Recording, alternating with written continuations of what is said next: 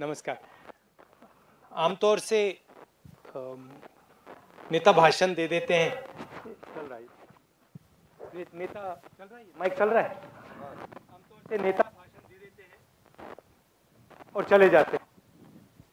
मैं थोड़ा यहाँ इसलिए आया, ये भैया ये ठीक है, इसको ले लो। मैं आपके बीच में इसलिए आया हूं कि मैं आपकी भी बात सुन लूं। पार्टी मैनिफेस्टो बनाती है चुनाव के लिए, देश को कहती है कि भैया आने वाले सरकार क्या क्या काम करेगी। और पहले जो मैनिफेस्टो बनता था बंद कमरों में बनता था, सीनियर नेता बना देते थे।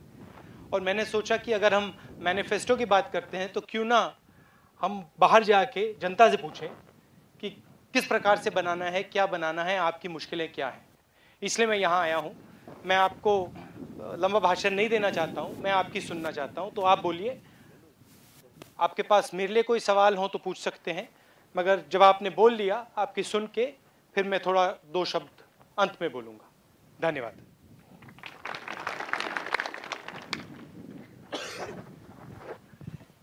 साहब, मेरे माइस के बारे में, हम मजदूरी कर रहे हैं माइस में। तो हमारे माइसमा में मतलब हमारे लेडीज़, हम भी, आज मेरे परिवार 3 पीढ़ी तक हम यहाँ काम कर रहे हैं।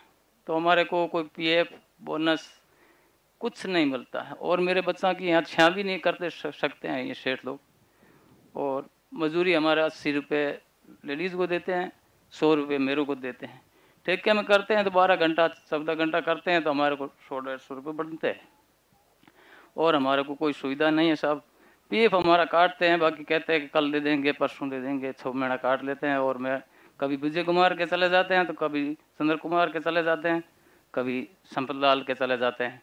इसलिए ऐसे काम कर कर टाइम पास करते हैं सर। और कोई मेरे पास कोई सुविधा है नहीं, कोई स्कूल की सुविधा है नहीं। और बच्चे यहाँ गांड पे आ जाते हैं तो बच्चे स्कूल नहीं जा सकते हमारे, ये हमारी समस्या है।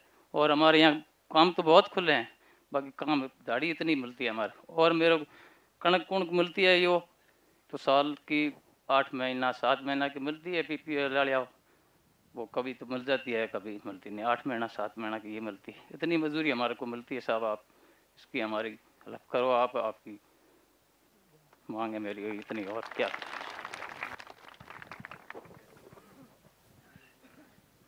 माननीय श्री राहुल गांधी जी का यहाँ कोलायत की तपोभूमि पर हम मजदूरों की तरफ से स्वागत है। जो अभी ये भाई ने बात बताई है, वास्तविक बात तो सब यही है। यहाँ मनुष्यों का काम बहुत लंबा चौड़ा है। हमारी 3 या पीढ़ियाँ गुजर गई यहाँ, लेकिन हमारी कोई सुनने वाला आज तक नहीं आया। ये तो आपका आज अच्छा दिन, हमारा भाग्य जो आप आए हैं। और पहली बार 77 के बाद में हमारे यहाँ से कांग्रेस का प्रत्याशी चुना गया है, वो भी आपकी सोच के अनुसार। आपने कि युवा और कर्मठ कार्यकर्ता को यहाँ से टिकट दिया तो वो हमारे यहाँ से विजय होकर के राजस्थान की विधानसभा में गया है। तो मेरा तो आपसे यही निवेदन है कि ना यहाँ कोई शिक्षा का कोई साधन है, ना यहाँ कोई मजदूरी का कोई साधन है, ना यहाँ मजदूरों के लिए कोई पीएफ है, ना इनकी कोई इंश्योरेंस है।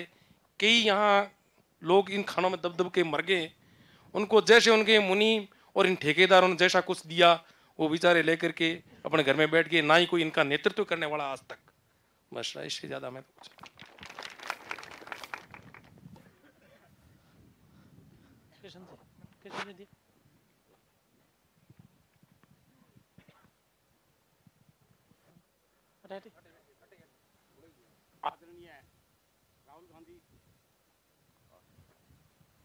आदरणीय राहुल गांधी साहब और प्रदेश अध्यक्ष सचिन पायलट साहब, प्रतिपक्ष के नेता डूडी साहब, विधायक बार सिंह जी भाटी और गांव से पधारे सारे श्रमिक भाई और बहनों और भाइयों,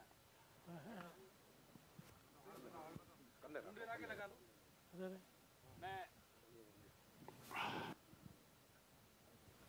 राहुल गांधी हमारे आगामी प्रधानमंत्री के रूप में मानते हैं हम। और उन्होंने आज हमारे इस छोटे से एक इलाके में इतना बड़ा समय देकर हम मजदूरों पर जो ये एहसास किया, उसके लिए हम तहे दिल से उनका स्वागत करते हैं। और मैं तो सिर्फ इतना ही उनसे रिक्वेस्ट करूंगा कि इतने सालों से यहाँ इतना क्लियर निकल रहा है, जिसका आज तक इस क्षेत्रवासियों को कोई इसका फायदा नहीं मिला है। यहाँ अच्छे से अच्छा अगर कोई औद्योगिक क्षेत्र या कोई ऐसी इकाइयाँ लगाई जाए जिससे लोगों को ज़्यादा से ज़्यादा फायदा मिले और मजदूरों के लिए सरकार से भी ऐसी ठोस कोई नीति बनाई जाए जिससे मजदूर को सही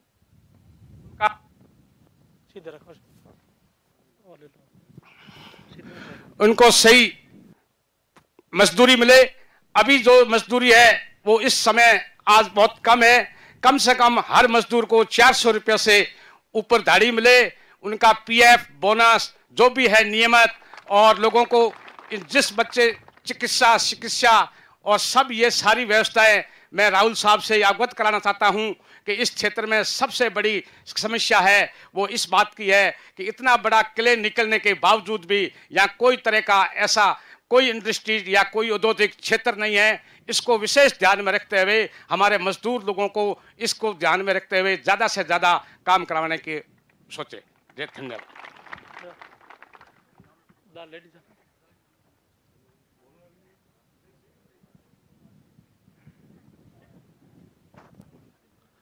माननीय राष्ट्रीय उपाध्यक्ष जी राहुल जी गांधी जी का हम स्वागत करते हैं। हम सबसे बड़ा साहब से आपसे निवेदन है कि हमारी माताओं का है जो सवेरे 4 बजे उठ करके अपने बच्चे को दूध पिला करके हमारे साथ में आकर खानों में काम करती हैं और पूरे दिन चिलचिलाती, फिर भी 11 बजे जाकर खाना बनाती है और फिर भी हमारे साथ में जुट जाती है।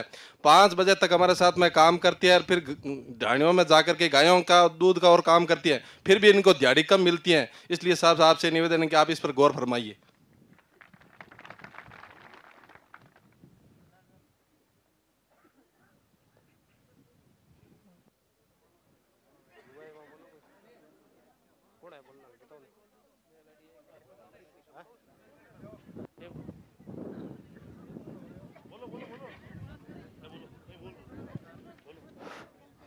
हेलो,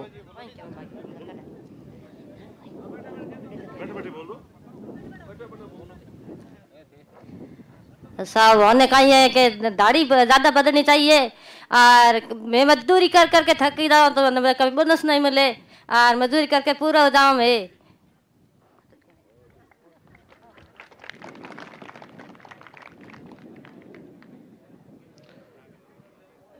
साहब मेरे हाथ जोड़ के निवेदन है हम गरीबों को कि आप है ना, हमारी कोई सूचना नहीं है, कोई हमारी मजदूरी नहीं है, कोई बच्चा की सुविधा नहीं है, हमारा बुरा हाल है। कोई हमारे मजदूरी लगा ही कौन में कट लगा सब रे मशीना ट्रैक्टर मैं तो रोज लेके न जावा। सरकार का कोई काम नहीं है जे सरकार माने मार सके जेर देर। हमारा तो बुरा हाल है। हमें थाने कहीं के सरकार कहीं थे हमारी सुनो ध्यान सुन ले होना भाई 50 त्या कौन धक्का दे देर काटे किन्ने जावा जेका लिखा पटिया माने तो नेड़े आन दे कोई मारे स्कूल कोनी, कोई मारे पट्टा कोनी, कोई मारे लेट कोनी, मैं किन्ने जावा कौन सुने मारी सुनते इंदिरा गांधी भी ने तो इंदिरा बिल्ला पार कर दी कौन सुने मारी। सब लाठारी चले गरीब रो कोई कोनी, गरीब रो एक ही और राजा हो तो भी नहीं उठा दियो कौन सुने मारी। संजय गांधी मारी सुनी भी ने उठा दियो हमारी कौन सुन रही हो बताओ। हमें एक है राजा आया धन्यवाद है मां देखिया है आंखों के आज मारे राजा आयो है। मैं आज तक कांग्रेस खातर मर रहा और मरसा हमारी पीढ़ी खत्म हो गई है। मरार मार रहा मैं नाइक जात गरीब जात हाँ गरीबों सुन दियो नहीं है साहब कोई ध्यान सुनो तो थारी मर्जी है नहीं मैं तो रोज जिंदगी पूरी करनी है। कोई लेना है कोई देना है सब नौकरी लागूड़ा है मारा नहीं कोई नौकरी को नहीं मारा बच्चा कोई पटूड़ा को नहीं कोई जे ट्रैक्टर टूक दे लिया हुआ तो मारा कोई लगा कौन साहब तो मैं किस्त कहाँ भरा बोर ले जाओ भरा मैं तो मारे मर के का नहीं रो लिया वो मैंने ब्याज और खा रही हो साहब दुखी और मैं था करने आया त्या सुनो तो थारी धन्यवाद है नहीं सुनो तो थारी मर्जी है। मारी हमेशा हाथ रो साथ मारा हाथ जिंदाबाद हमेशा ताज ऊंचो रहना चाहिए तो हमारी जिंदगी है नहीं तो कहीं नहीं साहब। बहुत दुखी मैं कोई लिखिया कोई पटिया माने धक्का दे अनपटिया ने चलो चलो कोई रोजगार नहीं है कोई माने लोन नहीं दे रहा है कोई माने धान नहीं दे रहा है कोई माने तेल नहीं दे कूड़ा चिमनाड़ा में अंदर मच्छर खा रिया मन गरीबा ने। इतनी हमारी बुरी हालत है। त्या झुलण सका तो थारी मर्जी है, थारे दिन आज है, थारी मात पिता ने माने इंद्र नहीं खड़ा है और माने कोई नहीं खड़ा सके।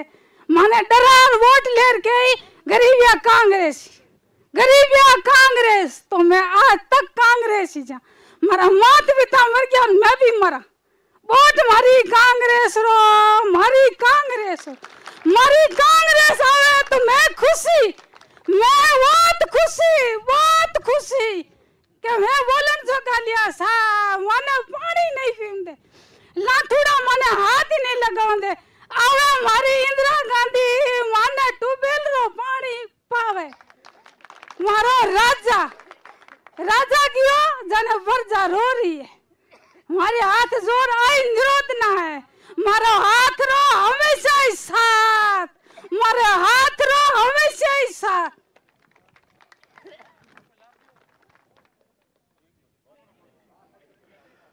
आदरणीय राहुल जी, राष्ट्रीय उपाध्यक्ष साहब, राजस्थान के प्रदेश अध्यक्ष सचिन साहब और डूडी साहब, आदरणीय भंवर सिंह जी और मजदूरगण, आपसे यहाँ पधारने पर आपका हार्दिक तहे दिल से स्वागत करते हैं। आपको साहब ज़्यादा से ज़्यादा मैं क्या कह सकता हूँ, एक मजदूर होकर ये आदिवासी क्षेत्र और एक शिक्षित है, यहाँ पर पढ़ाई शून्य है। पढ़ाई बगैर आदमी कोई बोल ही नहीं सकता है, अपनी आर्थिक स्थिति वो आप तक पहुंचा नहीं सकता है। सरकारी योजनाएं हैं वो वहाँ से आप स्वीकृत करते हो तो यहाँ पर हमारे को वहाँ से 1000 रुपये, यहाँ पर हमारे को 100 रुपये मिलते हैं। आपसे ये नरम निवेदन करते हैं, ये मजदूर बिल्कुल आदिवासी हैं, इनका जीना बहुत ही गुजारा मुश्किल से होता है। मोटा परिवार है, 100 रुपये झाड़ी मिलती है। परिवार के अंदर अनपढ़ होने के वजह से परिवार मोटा होता है, 10 बच्चे होते हैं कम से कम। 100 रुपये में उस 10 बच्चों का गुजारा नहीं होता है। आज महंगाई के अंदर सब्जी है वो आसमान छू रही है और बीपीएल है वो गणमान्य वक्तों के है। जो मजदूर है उसको इसका लाभ नहीं मिल रहा है। किसी वजह से किसी मजदूर को मिलना है, उसको बीपीएल नहीं बनाया जा रहा है। वो मजदूर का मजदूर ही है।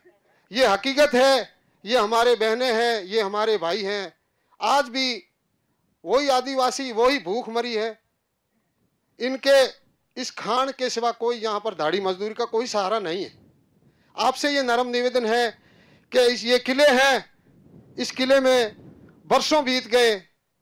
आज मेरी 60 साल उम्र है। 10 साल की उम्र में मैं खुद इस जयचंद लाल जी वहाँ इसके अंदर काम करता था। आज 55 साल उम्र है तो कोई भी कुछ नहीं कर सकते। पढ़ाई तो साहब पैसे बगैर हो ही नहीं सकती है।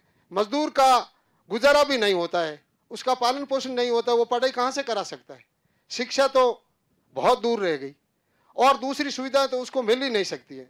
आपसे ये नरम निवेदन है, ये हमारा रोजगार है, इसको आप सही दिशा निर्देश दो तो ये मजदूर हैं, इनका जीवन यापन हो सकता है। आपसे हम आशा नहीं, ये विश्वास और तहे दिल से स्वागत करते हैं। आप गरीबों के मसीहा हैं। ये हमारे बहनों ने आपने कहा था, इस हिंदुस्तान के अंदर स्वर्गीय प्रधानमंत्री इंदिरा जी वो गरीबों के मसीहा थी। उसी राह पर आप चलते हो। आज हम आपको देखकर बहुत खुशी हैं क्योंकि आप हमारे दिलों के मसीहा हैं और हमारा दर्द सुनने के लिए आप हमारे बीच आए। हम आपसे ये निवेदन करते हैं, इस मजदूरों की और गरीबों की समस्याएं हैं, उनका तहे दिल से आप सुधार कीजिए और इनकी सुविधा है उसका आप। जय हिंद, जय भारत। बहुत बहुत शुक्रिया आपका। मैं निवेदन करूंगा आदरणीय राहुल गांधी जी से कि वो कुछ शब्द बोलें। कितने चल रहा है माइक, सुनाई दे रहा है भैया? कितने साल से आप यहाँ हैं? मैं साहब 40 साल से यहाँ पर। जब आप बच्चे थे तब यहाँ काम करते थे, तो तब और अब क्या फर्क है? अभी जहां पर पहले हम खड़े थे उसी जगह पर हम खड़े। हमारे को कोई सुधार नहीं है। मजदूरों को पीएफ बोनस नाव मात्र कागजों के अंदर चिमटी रह जाती है, कुछ नहीं सुविधा है। माइंस के अंदर दिहाड़ी करते हैं उतना ही मिलता है। 100 रुपये से बढ़कर 110 से ज्यादा मजदूर को कुछ नहीं मिलता। और आपके बच्चे हैं? बच्चे हैं, 2 बच्चे हैं मेरे। क्या करते हैं वो? मजदूरी दिहाड़ी करते हैं। वो भी यहीं करते हैं? हाँ, यहीं करते हैं। क्या एज आयु क्या है उनकी? उनकी बड़ा बच्चा है वो 26 साल का है। यहाँ है? यहाँ नहीं है, वो घर पर है। आज छुट्टी है इसलिए वो घर पर है। और दूसरा है वो दिहाड़ी करता है। इस माइंस के सिवा हमारे यहाँ पर कोई रोजगार नहीं है। थोड़ा मुझे समझा सकते हैं यहाँ माइंस कैसे, हाँ। कैसे चलती है, क्या होता है, क्या क्या किस प्रकार से चलती है? पहले जब स्टार्ट हुई थी माइंस आज से 40-50 साल पहले, तो लेबर खुद अपने हाथों से बट्ठल उठा करके उस खड्डे खोदती, उसमें से इस किले को निकालती, फिर उसको ऊंटों पर मतलब फावड़ों से गैंची से यहाँ उससे। उसके बाद में कुछ नई टेक्नोलॉजी आई तो ट्रैक्टरों से काम हुआ, तो उसमें वो करावा लगा करके उससे खींच लेते। उसके बाद में अब ये बड़ी बड़ी पोकलें आ गई, उससे हमारी मजदूरी पे बहुत भारी असर पड़ा है। इनका तो मतलब कम लोगों को मजदूरी कम लोगों। पहले कितने लोगों को मिलती थी? पहले तो पूरे के पूरे गांव लगते थे। यहाँ जो आजू बाजू के गांव है उनमें कोई अगर किसी का अपना धंधा था या भेड़ बकरी जो अपने धन वगैरह वाला, वो तो नहीं आते थे, लेकिन पूरे के पूरे उनका रोजगार ये माइन से थी। अब हम ये चाहते हैं कि यहाँ से ये जो किले हैं दिल्ली, यहाँ से सब 300-400 ट्रक भर के गुजरात, पंजाब, हरियाणा और राजस्थान में जाते हैं, तो क्यों ना यहाँ भी एक हब बना दिया जाए, यहाँ फैक्ट्री बनाई जाए जिससे लाखों लोगों को रोजगार मिलेगा इस किले से। तो क्या आपको क्या लगता है यहाँ फैक्ट्री क्यों नहीं लगी? यहाँ सब क्या कारण यही है, या तो उनको कोई गैस या लाइट ऐसी कोई समस्या होगी। हाँ। तो हम तो इस बात में सोच नहीं सकते। तो जो ये लोग हैं जो इंडस्ट्रीज लगा सकते हैं, आप उनसे बात कीजिए। ये जो माइंस हैं कितने लोगों के पास है? ये करीब कितनी माइंस हैं यहाँ? ये माइंस है तो साहब यहाँ करीब 150-200 लीजें हैं। 200 लीज है, लेकिन है ये चंद लोगों के पास में। हमारी जमीन है, मेरी जमीन है, खातेदारी है, खातेदारी रजिस्टर मेरे पास में, लेकिन किले की लीजें इनकी, क्योंकि इनकी 200 हेक्टर की है लीजें, गवर्नमेंट ने इनको लीजें। मतलब जमीन आपकी है? जमीन मेरी है, लेकिन किले का हक मेरा नहीं है, किले का हक इनका ही है जिनकी लीज है। लाइसेंस इनके पास में। जमीन से किले निकाल ये जबरदस्ती नहीं निकाल सकते। हाँ। जमीन के मालिक का अधिकार ये है। हाँ। लेकिन जमीन के नीचे जहाँ से पैसा बनाने के लिए लोग माइन निकालते हाँ। हैं, वो कुछ चंद 50-60-100 लोगों के पास पूरे जिले भर के वो माइन से इनके पास में लीजें और वो क्ले निकाल कर यहाँ पर। तो मेरा आपसे ये और आपको उसमें से 1 रुपया नहीं मिलता? 1 रुपया नहीं मिलता साहब। वो हम मजदूरी करते हैं, वो मजदूरी मिलती है सिर्फ हमें, वही मजदूरी मिलती है हमें। तो हमारा आपसे यही निवेदन है कि क्यों ना हम मजदूरों के लिए भी 5-7% ऐसी जो लीजें जो कर सकते हैं उनके लिए भी आवंटित की जाए। तो यहाँ पे किन किन के पास जमीन है? कितने लोग हैं यहाँ जिनके पास जमीन? यहाँ करीब जो बैठे हैं यहाँ के लोकल, उनकी जमीन के नीचे, पूरी जमीन के नीचे किले हैं। मगर यहाँ पे ज्यादा से ज्यादा लोगों के पास छोटी सी जमीन है होगी है। उन जमीन के कहीं 20 फुट नीचे, कहीं 30 फुट नीचे, कहीं 15 फुट पे वो किले हैं, लेकिन उनका जो मालिकाना हक है वो उनका ही। बहुत शुक्रिया। मेरे ख्याल आप सब इस बात से सहमत होंगे कि जो ये बताया इन्होंने कि ज़मीन का अधिकार इनका, पट्टा इनके नाम पर, लेकिन ज़मीन को खोद कर, खनन कर कर केल निकालने का अधिकार जो है, उसमें कोई रॉयल्टी 1 रुपया भी आप में किसी को मिलता नहीं है। और जो लोग मजदूरी करते हैं उनके लिए भी अगर स्वास्थ्य की, चिकित्सा की, बीमा की, बच्चों की शिक्षा की कोई सुविधा नहीं है। किसी को काम करने के लिए दस्ताने मिलते हैं, हाथ में पहनने के दस्ताने किसी को, कभी किसी को खांसी हो गई, मलेरिया हो गया, टीबी हो गया, उसकी दवा दारू का खर्चा पानी कोई कहीं देता नहीं है। जो लेबर मिनिस्ट्री है उसमें रजिस्ट्रेशन आप लोगों का होता नहीं, जो बोनस और पीएफ करता है उसका भी खाता आपका जमता नहीं।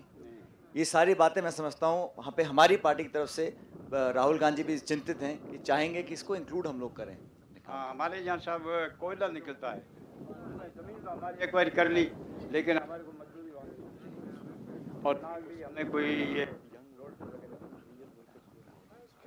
जमीन हमारी ले ली और पैसों से ले ली, मतलब कोई 30-40 हज़ार। वो इधर है, थोड़ा दूर है कोयला, आप देखो तो कोयला निकलता है, लेकिन हमारे को मजदूरी तक नहीं मिलती। हम घर बैठे साहब। यहाँ एक प्राइवेट कंपनी है VSLP नाम से लिग्नाइट, वो 135 मेगावाट का बिजली का उन्होंने पावर प्लांट लगा रखा है। हमारी किसानों की जमीन 20,000 रुपये बीघे से सन 7-8 में जब बीजेपी की गवर्नमेंट थी उस टाइम ये एक्वायर की गई 1236 हेक्टर, उसमें ये कोयला निकाल रहे हैं। उस जमीन का हमें इस कंपनी ने कुछ नहीं दिया, वो 20-20 हज़ार रुपये दे करके और हमारे से वो ज़मीन पूरी खाली करवा ली और उन्होंने अपने माइंस चालू कर दिए।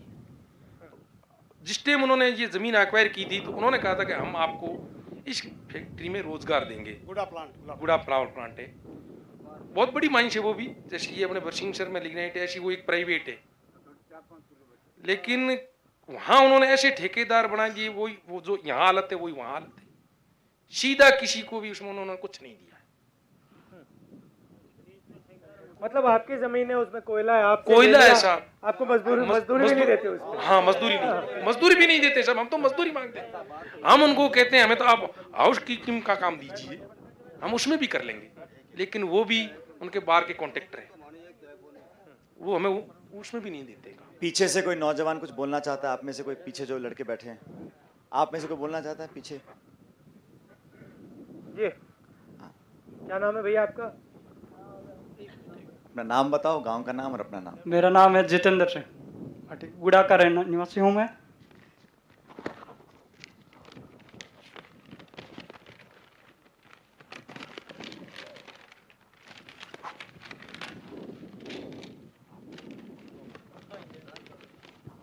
साहब मैं ये एप्लीकेशन है आपको निवेदन करना चाहता हूँ।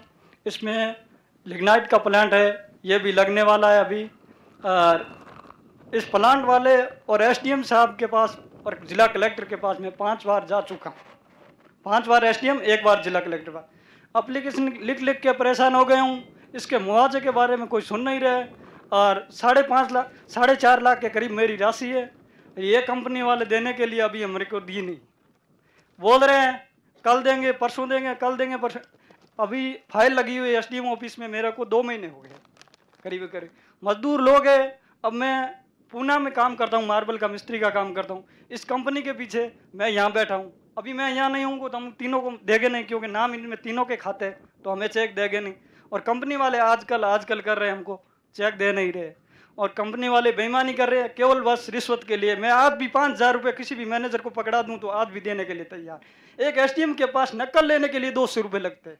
अब उनका काम है, क्योंकि वो बैठे SDM ऑफिस में बैठते हैं, बाबू है, उनका काम है हमारी फाइल का नकल नहीं दे सकते, उनके लिए भी 200 रुपये देना पड़ता है नकल के लिए। और ये मुआवजे के लिए भी हम करीबन आज 2 महीने से घूम रहा हूँ, फिर भी वो बोल रहे हैं कल देंगे, परसों देंगे, यही बात चल रही है। इस तरफ से कोई बोलना चाहता है आप में से? पीछे से बोलिए।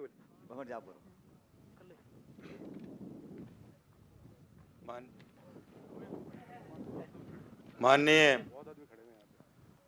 राहुल गांधी जी का सबसे पहले तो मैं कोलायत विधानसभा क्षेत्र के खदान मजदूरों की तरफ से यहाँ का स्थानीय प्रतिनिधि होने के नाते आपका हार्दिक स्वागत और अभिनंदन करना चाहूँगा, क्योंकि राहुल जी इन खान मजदूरों का हालचाल जानने के लिए यहाँ का पटवारी तक इनके बीच में नहीं आता है। और आज देश के सर्वोच्च नेता और देश के भावी प्रधानमंत्री, जिनके ऊपर पूरे देश को उम्मीद है, आज हमारे बीच में आए हैं, तो पूरे खान मजदूरों को पूरी उम्मीद ही नहीं, पूरा भरोसा है कि राहुल जी हमारे बीच में पहली बार इतने छोटे लेवल तक और एक साधारण मजदूर का हालचाल पूछने के लिए यहाँ पधारे हैं। राहुल जी, मैं कुछ समस्याएं आपके सामने रखना चाहूँगा। ये मजदूर दैनिक मजदूरी पर यहाँ काम करते हैं। ये काम करते हैं, जितने घंटे काम करते हैं उतने घंटे का इनको मजदूरी मिलती है, चाहे 20 साल से, 30 साल से, 40 साल से भी काम करने वाले यहाँ बुजुर्ग मजदूर भी बैठे होंगे।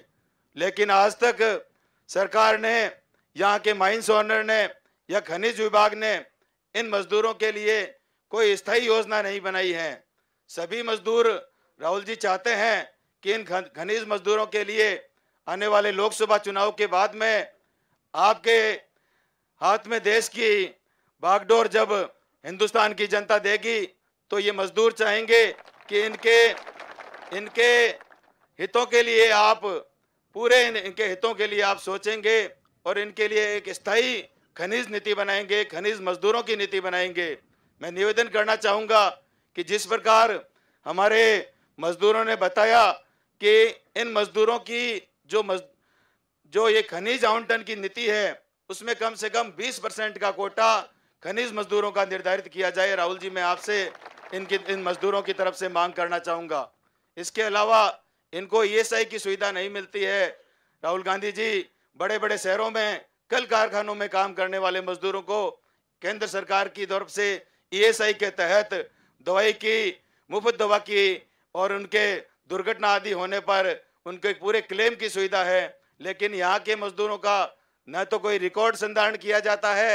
एक माइंस पर 100 मजदूर काम करते हैं तो 20 मजदूरों को यहाँ दर्ज किया जाता है और 80 मजदूर सीधे ही उचंती चलते हैं। तो मेरा निवेदन ये रहेगा कि ESI PF के अलावा इन मजदूरों के लिए इस खनिज क्षेत्र में शिक्षा के लिए इस खनिज एरिया में एक अच्छा स्कूल बनाया जाए।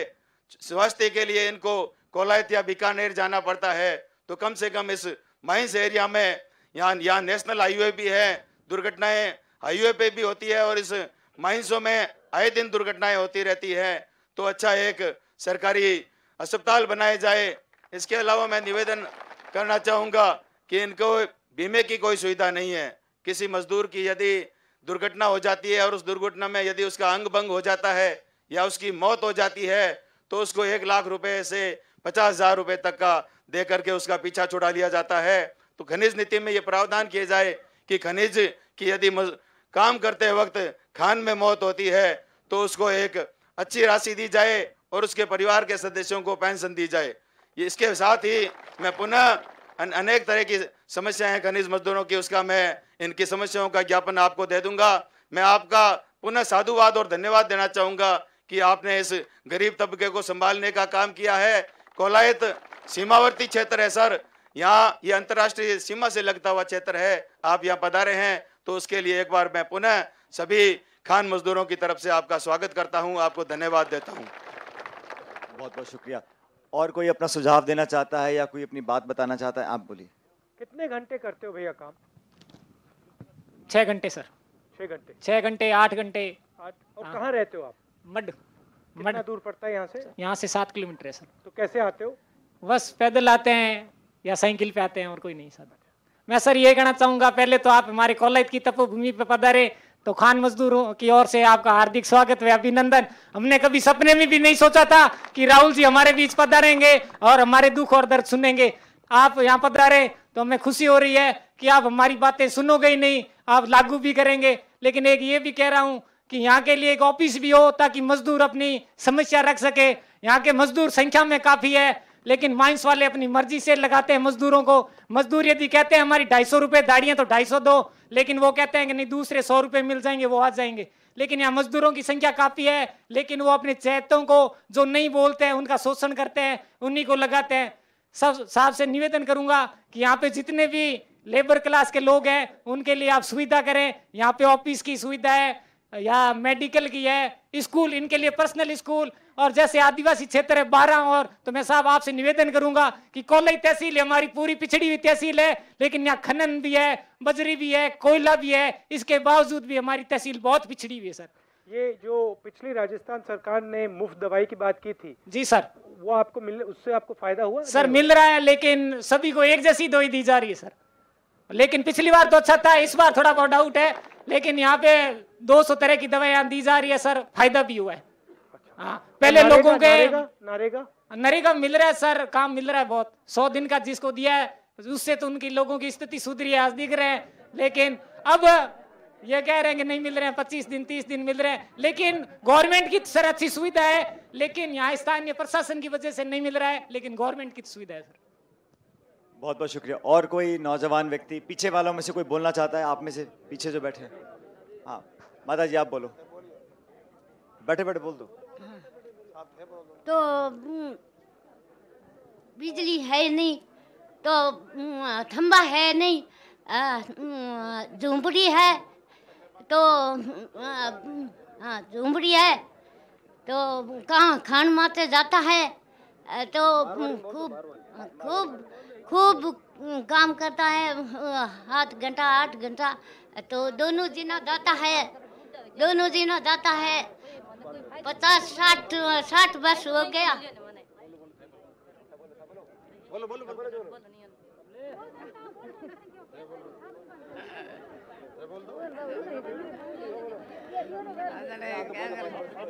पैसे मिलते जगह को न मिले।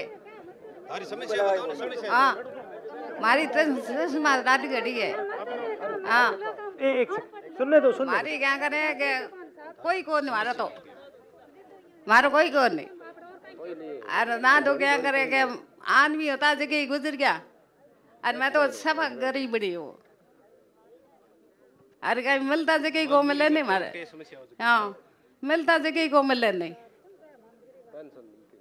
मेरे ख्याल पीढ़ियों से आप लोग यहाँ काम कर रहे हैं और सालों साल काम करने के बाद भी आज जो सुनने को आया है कि दिहाड़ी के नाम पर पूरा पैसा आप लोगों को मिलता नहीं है, और जो लोग यहाँ पर काम करते हैं उनके बच्चे जब पढ़ लिख नहीं पाते तो इन्हीं खानों तक सीमित रह जाते हैं। उसके आगे जाने के लिए उनको सीनियर सेकेंडरी, हाई स्कूल शिक्षा की सुविधा मैं समझता हूँ बहुत प्राथमिकता से हम लोगों को इस पर ध्यान केंद्रित करना होगा। और कोई अपनी बात बोलना चाहता है आप में से? पीछे हेलो हेलो सर, आप बोलिए। सर कोलाई तहसील के अंदर महाविद्यालय नहीं है। आप भी मजदूरी करते हो? नहीं मजदूरी नहीं करता। क्या करते हो आप? मैं अभी तो मजदूरी करता हूँ।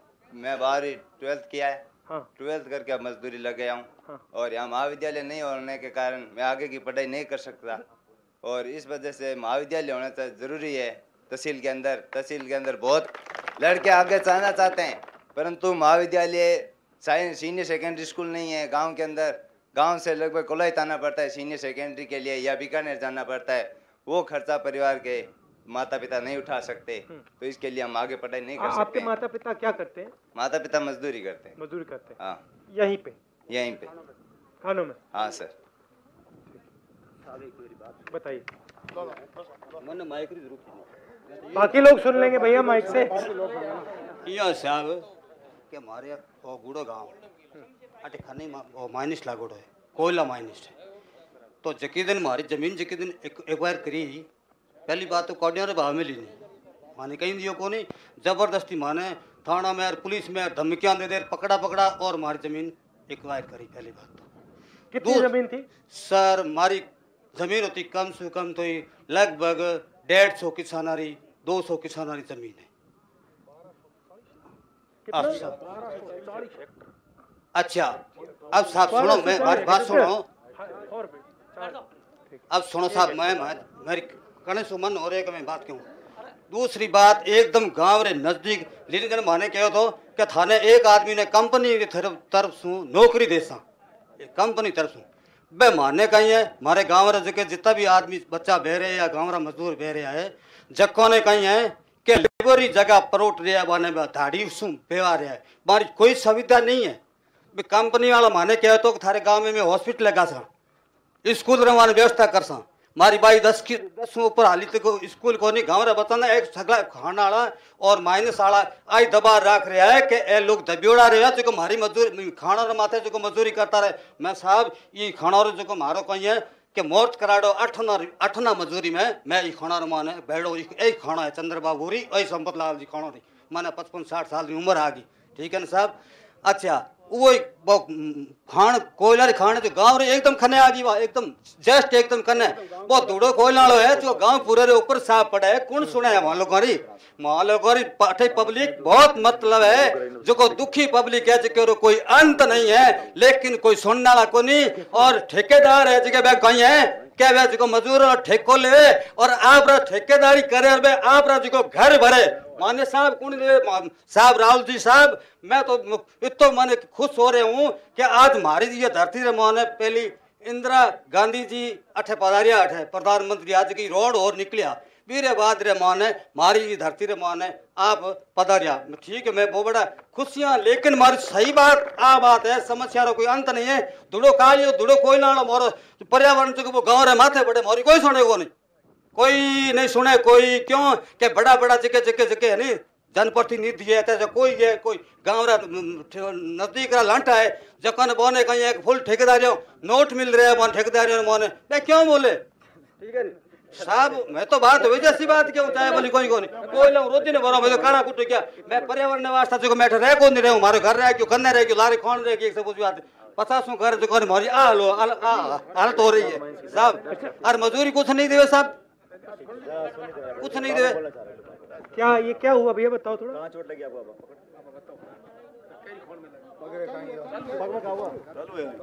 पगरे कहीं हो पगरे थारे बताओ थे।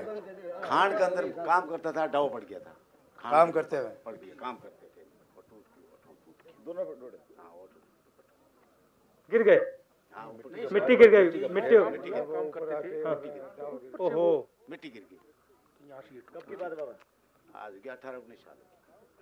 कड़े इलाज करा, इलाज बीपी अस्पताल बीबी किसने कराया? ठेकेदार ने कराया। ठेकेदार कोई पैसा वैसा दिया अभी वक्त में क्या भाई थे अब काम नहीं कर सको देखो साहब मैं पैर टूट गयो मैं पैसे लियो कौन तो अब कहीं है अब वो दिहाड़ी दे 50 रुपये दिहाड़ी दे रोजाना देवे घर बैठे।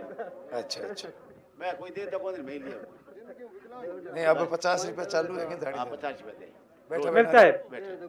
देखो झूठ बात नहीं क्यों चौकीदारी करो चौकीदारी नहीं घरे बैठो घर बैठा 50 रुपये चले कौन नहीं काम करा 2-4 आदमी पेंशन मिले पेंशन था ना? हाँ पेंशन मिले कितना 750 रुपया तो काम तो चले तो 1500 में हो गया 750 में हो गया वो भगवान चला भगवान चला नहीं माइंस वाली सरकार वाली 750 बच्चे 50 कितने? रुपए वो हो गए नहीं तो दिन ठाकरा थार बढ़िया है वो मामला। हाँ अब तो कोई दिक्कत ही कोई पोतो अच्छा लड़का है थारा? नहीं जन पोतो कोई नहीं तो पोतो पूरी लटा पूरी करतो पानी रे पूछतो क्या पेंशन आवे थारे थे बोलो बाबा धोलिया फेंटाड़ा बड़ा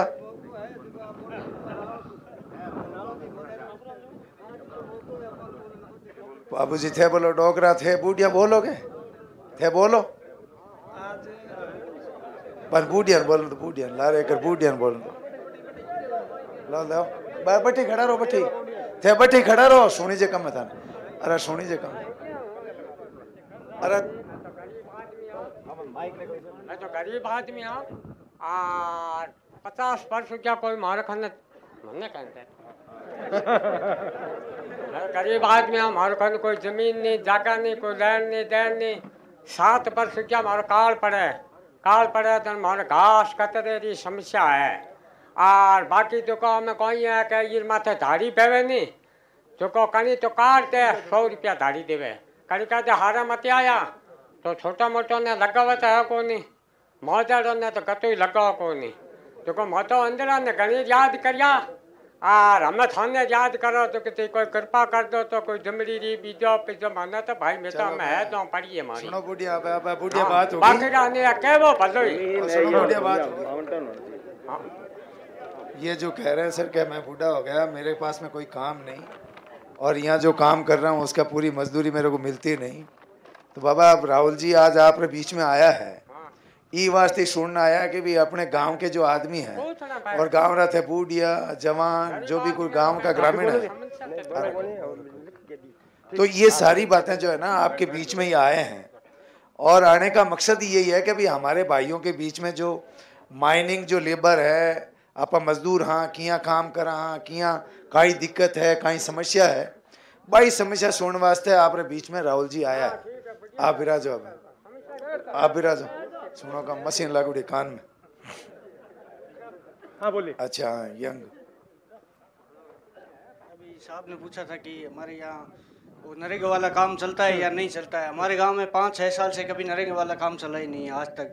और दूसरे में पहले हमारे बुजुर्ग खेती करते थे और करते थे। अभी ये जो खान वाली मिट्टी जाती है पानी के बहाव के साथ तो इस चिकनी मिट्टी से हमारी खेती भी नहीं होती है और ज़मीन भी बहुत कम है। पावर प्लांट ने ले ली है ज़मीनें वो और बेरोज़गार हैं। और जो अभी ये बात कर रहे हैं खान के बारे में। और मैं तो ये बाहर के मजदूर भी आते हैं तो हमारे 100 रुपये ही देते हैं कि करना है तो काम करो, नहीं करना है तो बाहर के जो बिहार के हैं या और है वो मजदूर काम करते हैं, वो भी आ जाते हैं, वो भी बहुत ज़्यादा संख्या में आ चुके हैं। तो इसलिए हमको बोलते हैं तुमको 100 रुपये मिलता है, करना है तो करो, नहीं तो घर जाओ, हमारे पास मजदूर है।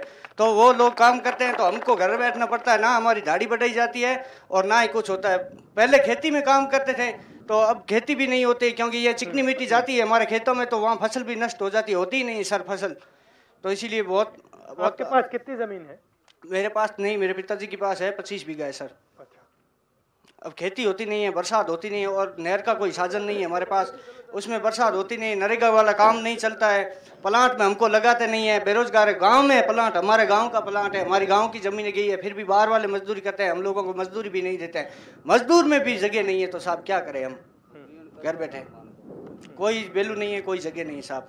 खान में जाते हैं 100 रुपये, आज इतनी महंगाई होती है कि 100 रुपये से साहब सब्जी नहीं आती है। 10-15 जन है। ये जो पावर प्लांट लगा ना, इसने सबसे ज्यादा क्यों, कैसे लाया ये?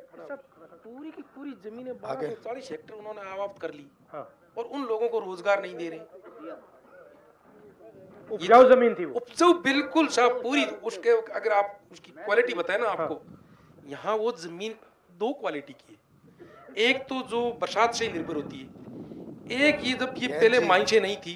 ज्ञान जी जमीन के बारे में नहीं, आप लेबर जो क्या था मजदूरी आप पूछे कि जमीन उपजाऊ के लिए पूछ रहे हैं ना साहब।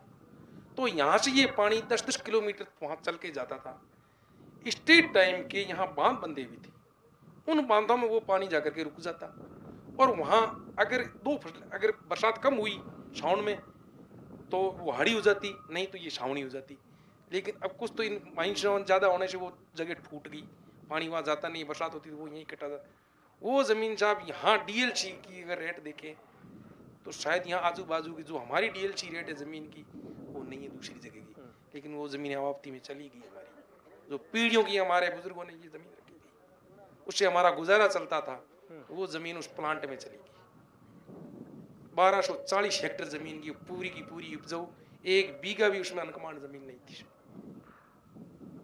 मतलब गरीबों की जमीन ले ली, पावर प्लांट बना दिया, जमीन हाँ साहब बिल्कुल भूमिहीन कर दिया और उनको सब गरीब बना दिया और उनको कह रहे तुम और उन्हीं के लिए मजदूरी नहीं। राखड़ा है वो ढो तुम हमारे आगे, कोयले का राखड़ है वो हमारे जो जमीन की और कोयले का गाँव के ऊपर जो पर्यावरण के बारे में कोई नहीं देखता है। चारों तरफ बेरोजगारी कर दिया उन लोगों को और वो रो रहे। ये तो थोड़ा बहुत इन माइंस उसको विकास कहते हैं, उसको विकास कहते हैं, उसको विकास कहते हैं, विकास।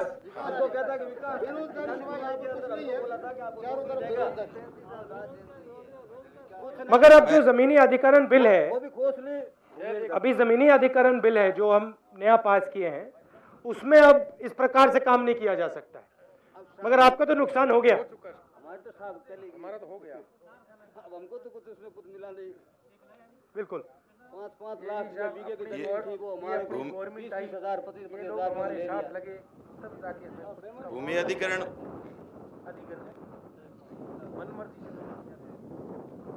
और कोई भूमि अधिग्रहण बिल राहुल जी आपने जो संसद में पास करवाया है, उससे पहले यहाँ की जो जमीनें आप्त हो गई, उन किसानों को फायदा नहीं मिला। बिल्कुल। लेकिन अब चूंकि संसद में इस सरकार ने जो भूमि अधिग्रहण बिल पास कराया है, उससे हमें उम्मीद है कि इस क्षेत्र के किसानों की जो जमीनें जाएगी उनको रॉयल्टी भी मिलेगी, उनके परिवार के लोगों को नौकरी भी मिलेगी और उसके अलावा अन्य फायदे भी मिलेंगे, ऐसी कामना हम करते हैं।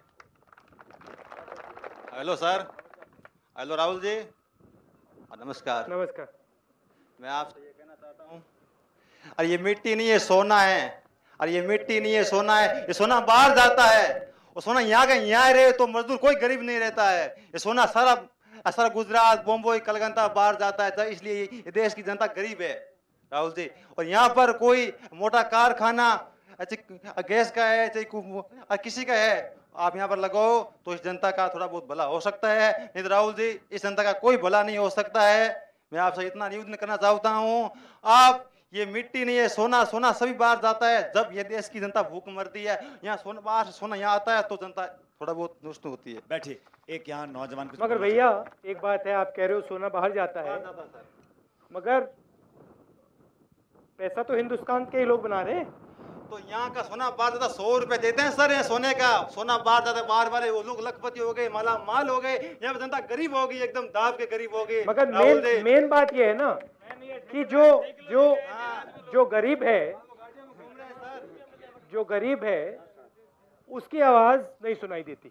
वो जितना भी चिल्लाए कोई नहीं सुनने वाला है, और अलग अलग तरीके निकालते हैं कि भैया इसको हम विकास कहते हैं, इसको हम कुछ और कहते हैं, इसको कुछ और कहते हैं, मगर अंत में गरीबों की आवाज नहीं सुनाई देती। पूरा सिस्टम ऐसा ही है। अब जमीन आपकी है, कोयला उसमें से निकाला जा रहा है, मगर आपको उस पर मजदूरी भी नहीं मिलती। अगर दिल्ली में आपने किसी अमीर व्यक्ति से जमीन लेनी हो तो आप एक्वायर नहीं कर सकते, मगर अगर गरीब से एक्वायर करनी हो तो 1 मिनट में एक्वायर हो जाती है। पुलिस में आएगा, बात है, मैं झूठ बोलने वाला आदमी नहीं हूँ, ये बैठा सकूं पूछ सकते।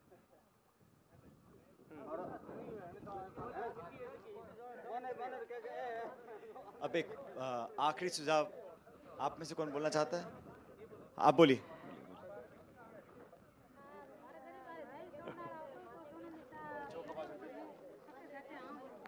आज मैं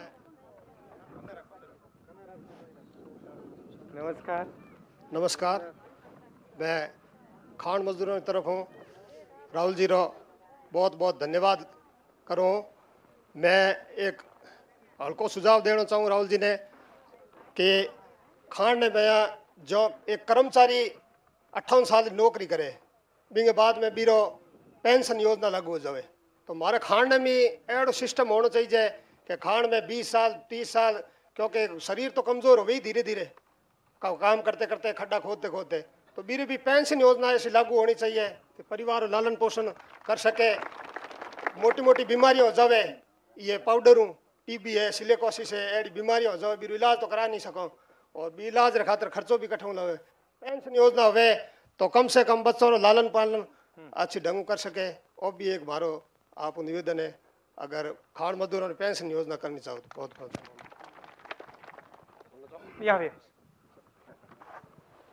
हाँ सर, राहुल साहब जी आप पधारे हो, तो पहली बात तो ये है कि आपको धन्यवाद देता हूँ मैं, हमारे मजदूरों के बीच में आए हो आप।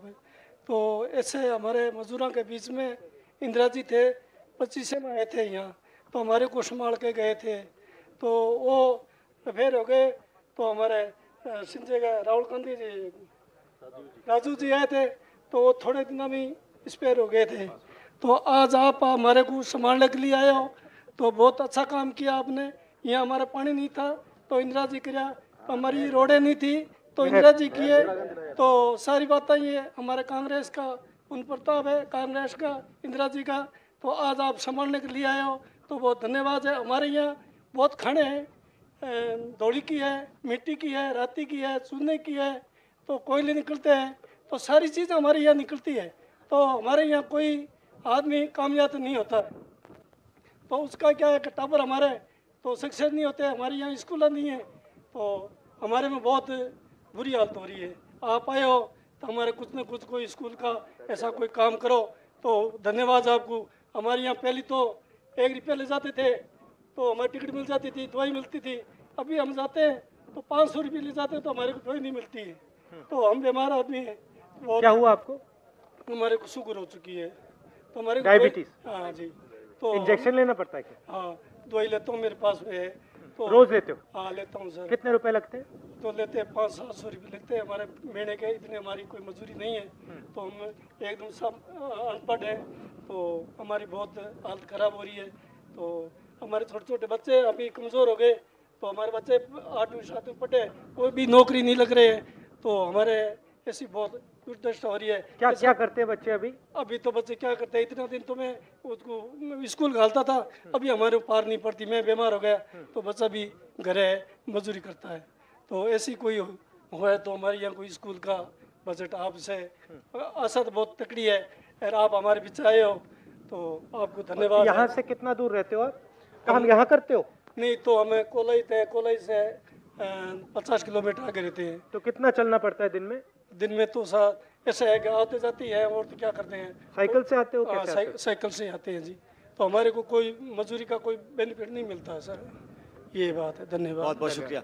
मैं मेरा एक सेकंड देखिए, मैं समझता हूँ कि राहुल गांधी जी आज समय निकालकर हमारे पास आए हैं, हमारे भाई कुछ बोलना चाहते हैं, आप आखिरी में कुछ सर मेरा एक सुझाव और है कि ये जो हमारे एमएलए साहब ने जो बात कही थी स्कूल के लिए, तो एक बड़ा स्कूल हमारे खान मजदूरों के लिए अलग से होना चाहिए।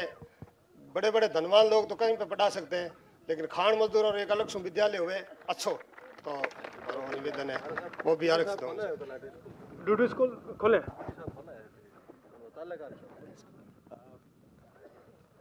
नमस्कार, कुछ बोलोगे? कुछ बोलो चलो। जी सर नमस्कार।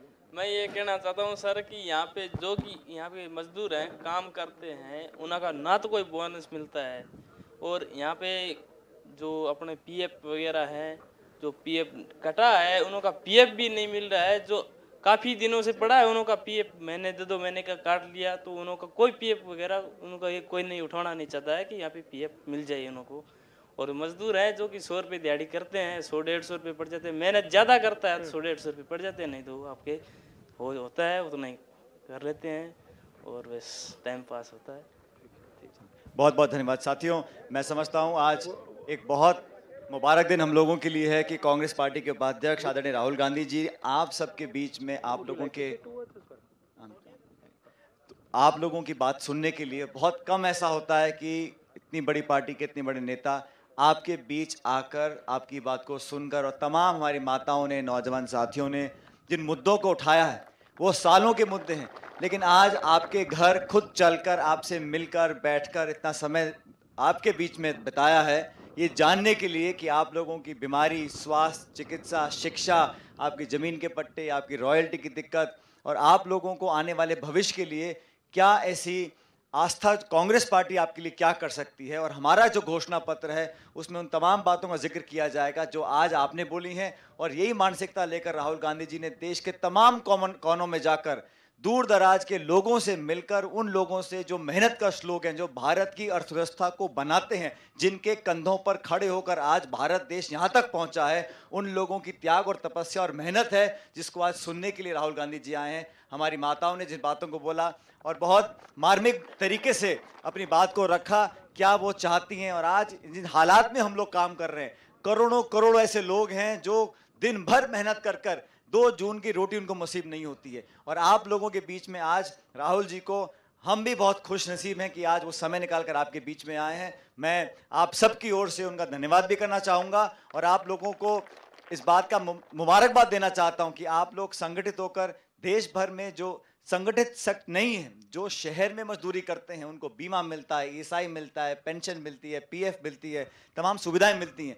हमारे को यहाँ पर सिर्फ कागजी कार्रवाई होती है और कटनी छटनी कर कर किसी तरह चुप करा दिया जाता है। इस बात को आज पूरा देश सुन रहा है। यहाँ पर खड़े होकर आप लोगों ने जो बात बोली है सिर्फ राहुल जी के कानों तक नहीं पहुंची है, ये देश के लोग सुन रहे हैं कि आज मजदूरी करने वाला व्यक्ति अपनी बात बोल सकता है, और उस बात को आवाज देने के लिए आदरणीय राहुल जी यहाँ पर हमारे बीच आए हैं। मैं इनका बहुत बहुत धन्यवाद करना चाहता हूँ, और मैं निवेदन करूंगा राहुल जी से कि आपको संबोधित करें।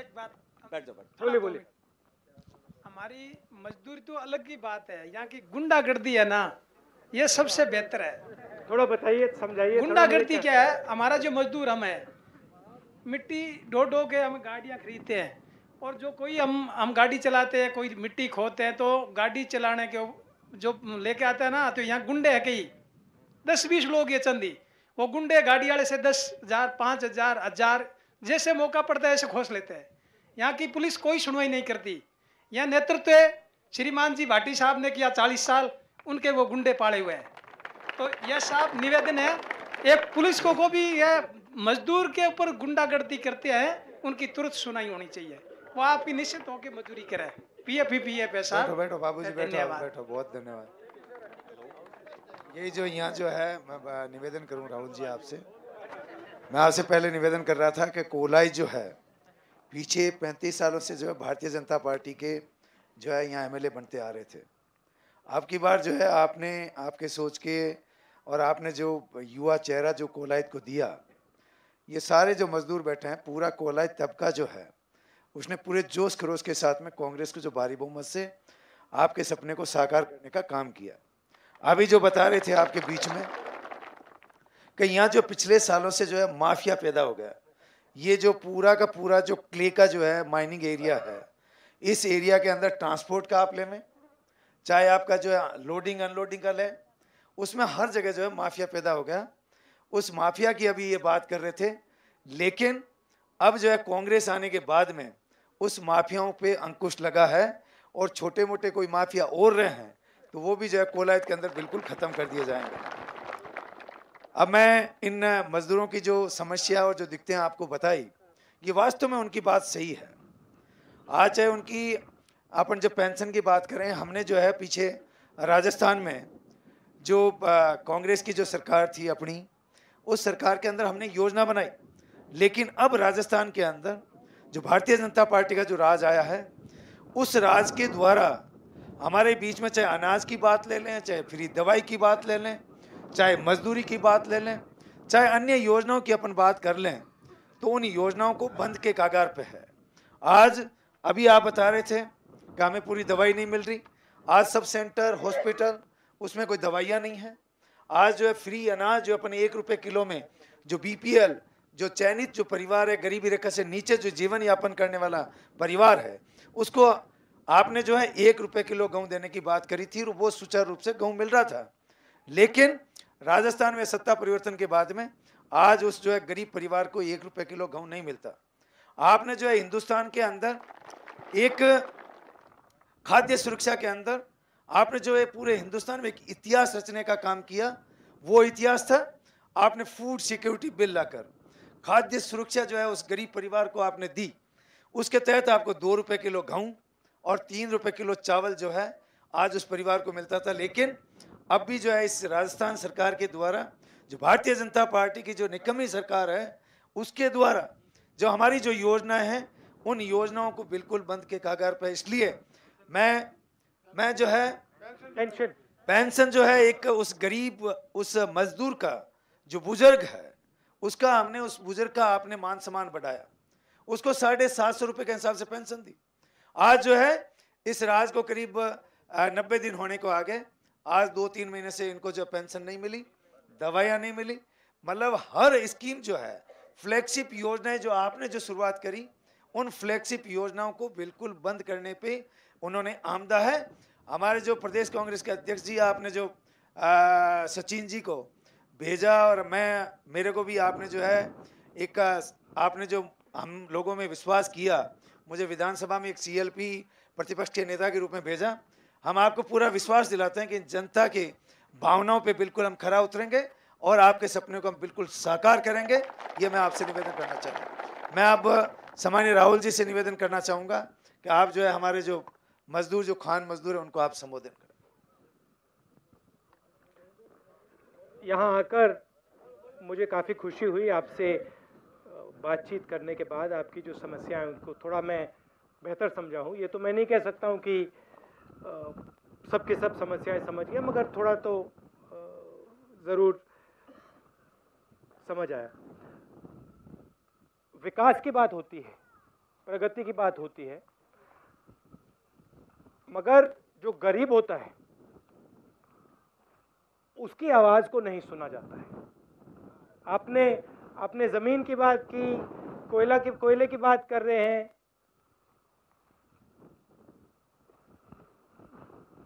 गरीब की बात नहीं सुनी जाती। अलग चीज़ें कहते हैं कि भाई यहाँ विकास हो गया, पावर प्लांट लग गया, ये वो सब सही है, मगर अभी आपने इंदिरा गांधी जी की बात की। इंदिरा गांधी जी गरीब की बात सुनती थी, चाहे चाहे वो हर बार गरीब के लिए काम कर या ना कर पाए, आवाज़ ज़रूर सुनती थी और काम भी बहुत किया। गरीबों की मसीहा थी, मगर उनके दिल में गरीबों के लिए जगह थी। और वो जब भी विकास की बात करती थी या जब भी प्रगति की बात करती थी तो उनके दिमाग में सबसे पहला सवाल होता था कि हिंदुस्तान की गरीब जनता क्या सोच रही है और हिंदुस्तान की गरीब जनता की आवाज़ क्या कह रही है। तो मेरी सोच है कि अगर राजनीति करनी है तो इसी प्रकार की करनी है, क्योंकि जो अमीर लोग हैं वो अपनी बात सुनवा देते हैं, मगर जो गरीब लोग हैं, जो मजदूर हैं, बाकी लोग हैं, वो अपनी बात रख नहीं सकते। रख सकते मगर ठीक से सुनाई नहीं देती। तो मेरी कोशिश है कि आपकी आवाज़ सुनूं और जो भी मैं आपके लिए कर सकूं आपके साथ मैं करूं। 2-3 चीज़ें आपने कही। आपने ज़मीनी अधिग्रहण की बात कही कि पहले ज़मीन हमसे छीनी जाती थी, ना हमसे पूछा जाता था और उस ज़मीन का हमें फ़ायदा नहीं मिलता था। वो बात हमने बदल दी है। ज़मीनी अधिग्रहण का कानून बदला है हमने और वो बात तो अब हिंदुस्तान में बंद हो गई, क्योंकि अगर आप ज़मीन एक्वायर भी करना चाहते हो, जैसे पहले होता था, अब नहीं किया जा सकता है। मगर गरीब को कम से कम मदद की ज़रूरत होती है।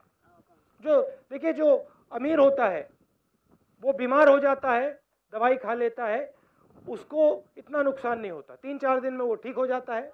मगर जो मजदूरी करता है, जैसे इनका पैर टूटा या जो बीमार हो जाता है, मजदूर बीमार हो जाता है, तो उसके जो 2-3-4 दिन खराब होते हैं, उसमें वो एक बार फिर गरीबी के अंदर घुस जाता है। तो उसकी पूरी ज़िंदगी ऐसी जाती है कि भैया थोड़ा सा पैसा बना, दवाई में चला गया, थोड़ा सा पैसा बना, दवाई में चला गया। राजस्थान में हमने मुफ्त दवाई की बात की थी और हमारे मैनिफेस्टो में बातचीत चल रही है, जैसे हमने भोजन का अधिकार दिया और जैसे हमने रोजगार का अधिकार दिया, स्वास्थ्य में भी हम इसी प्रकार से हिंदुस्तान के हर एक व्यक्ति को कम से कम अधिकार दें, कम से कम दवाई, कम से कम मदद हर व्यक्ति को हम देने की कोशिश करेंगे। पेंशन की आपने बात कही है, वही बात है। देखिए, अभी उन्होंने कहा कि मैं पूरी जिंदगी काम करता हूं और आस्ते आस्ते आस्ते मैं पिस जाता हूं। अंत में क्या होता है, 30-40 साल बाद मैं मजदूरी नहीं कर सकता। तो अंत में मैं मजदूरी नहीं कर सकता और वहां मेरा पूरा बैठ जाता है। तो जब कोई बुजुर्ग हो जाता है और वो मजदूरी नहीं कर सकता, तब उसको कोई ना कोई मदद होनी चाहिए कि उसको भी ऐसे लगे कि पूरी ज़िंदगी मैंने काम किया, अब मुझे कम से कम कुछ सरकार से मिल रहा है या पेंशन मिल रहा है। तो ये 2-3 चीज़ें ज़रूरी हैं। मगर सबसे ज़रूरी बात यह है कि जब हम विकास की बात करते हैं, जब हम प्रगति की बात करते हैं, तो उसमें हमारी सोच ये होनी चाहिए कि गरीब की आवाज़ उसमें जारी है। अगर हम ज़मीन एक्वायर कर रहे हैं, अगर हम कारखाना बना रहे हैं, अगर हम विकास कर रहे हैं, तो उसमें गरीब भी शामिल है या नहीं। और काफ़ी बार ऐसे होता है कि जब हम विकास की बात करते हैं तो गरीब को भूल जाते हैं। बड़ा सा कारखाना बन जाता है, जैसे यहाँ पे आप लोग काम कर रहे हो, मगर आपकी आवाज़ सुनाई नहीं दे रही, उसको भूल गए। तो ये बदलने की ज़रूरत है कि अगर हम विकास करें तो गरीबों के लिए करें, कमज़ोर लोगों के लिए करें, और जो भी योजनाएं हैं फ़ायदा गरीबों को मिले। क्योंकि देखिए, ये देश को चलाता कौन है? अगर आप यहाँ काम नहीं करते तो देश नहीं चलेगा। अगर आप सड़क नहीं बनाओगे, मजदूर सड़क नहीं बनाएगा, अगर वो रोज़ पसीना नहीं देगा तो देश नहीं चलने वाला। तो हमें उसकी भी सोचनी चाहिए, पहले उसका सोचना चाहिए। ये मेरी सोच है। आप सबका मैं बहुत बहुत धन्यवाद करना चाहता हूं कि आपने अपना कीमती समय दिया और आप आए यहाँ बैठे और आपने बातचीत की। हाँ, मेरा समय इतने कीमती नहीं है, आपका ज़्यादा कीमती है। धन्यवाद। हाँ, ये आखिरी बात कहनी है, ये बहुत ज़रूरी बात है। हाँ, ये बिल्कुल मैं आपने कहा ये बहुत ज़रूरी बात है कि अगर यहाँ आपकी माइन, एक सेकंड में, अगर यहाँ माइन है तो क्यों ना कारखाना भी यहीं कहीं पास में हो। बिल्कुल सही बात, बहुत अच्छा लगा आपसे मिलकर। पंजाब गुजरात गैस लाइन हुआ तो कारखाना जो है ठीक है, गैस ही पानी चाहिए और कारखाना बोले तो मारो जितने मजदूर है वे लाग सके साहब। ठीक, मारो युवा ने बहुत अच्छा लगा आपसे मिलकर। नमस्कार।